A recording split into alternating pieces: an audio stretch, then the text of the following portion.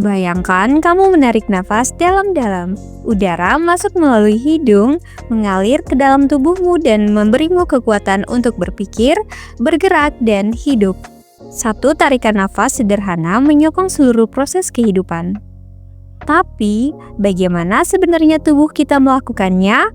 Mari kita telusuri sistem yang bekerja tanpa henti, yaitu sistem pernafasan manusia. Baik, yang pertama kita akan membahas tentang jalur napas dan organ pernapasan. Udara masuk melalui hidung dan kemudian ke faring, laring, trakea dan berakhir pada paru-paru. Proses pernapasan dimulai saat udara masuk melalui hidung. Di dalam rongga hidung, udara disaring oleh rambut-rambut halus dan selaput lendir, yang juga menghangatkan dan melembabkan udara. Udara lalu melewati faring, saluran untuk sistem pernapasan.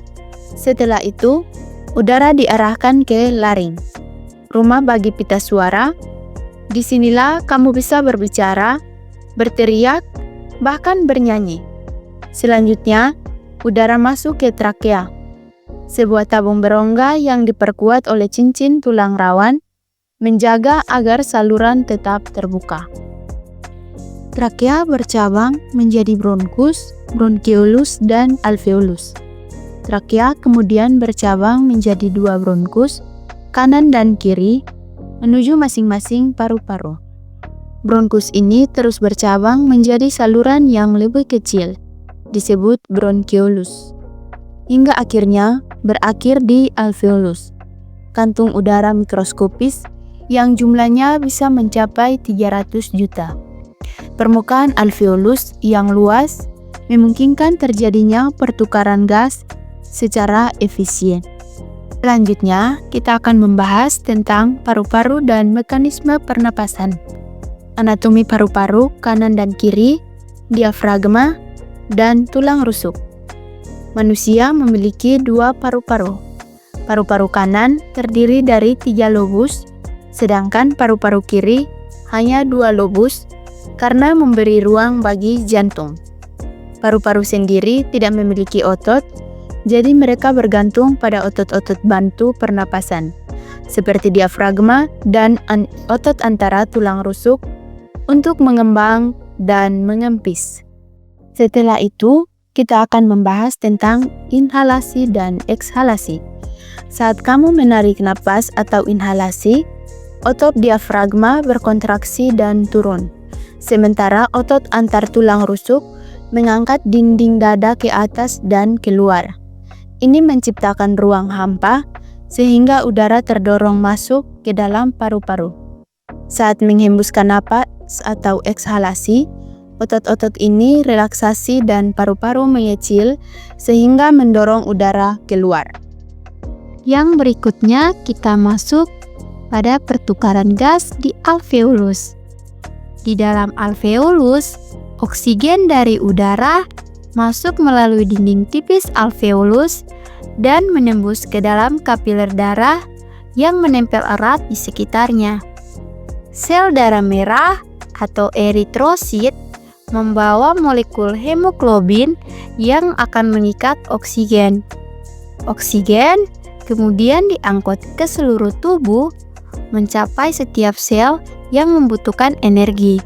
Sementara itu, karbon dioksida hasil metabolisme sel dibawa oleh darah kembali ke paru-paru dan dibuang saat kamu menghembuskan napas. Inilah yang disebut difusi gas dan berlangsung dalam hitungan detik setiap saat. Selanjutnya kita akan membahas mengenai gangguan pada sistem pernapasan.